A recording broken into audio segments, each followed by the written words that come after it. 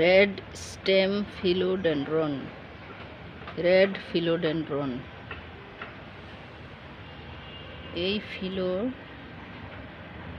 ফিলোডেনড্রনের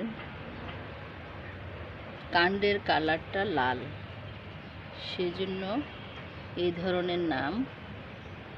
এটার আরও অনেক নাম থাকতে পারে, তবে নতুন গজানো ডালগুলো, লতাগুলো অনেক লাল, টুকটুকে লাল, দেখতে সুন্দর।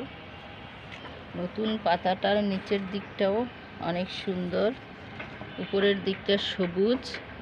আর এই গাছটা যত বেশি পুষ্টি পাবে, যত উন্মুক্ত স্থান পাবে এবং হালকা ছায়াযুক্ত জায়গা পাবে, ততই বেশি বিস্তার লাভ করবে। এটা সৌন্দর্য বর্ধনের জন্য লাগানো হয়, একটি অর্নামেন্টাল প্ল্যান্ট, ইনডোর প্ল্যান্ট, তবে মাঝে মাঝে রোদে দিতে হয়। আমার এটা ছাদ বাগানে আছে।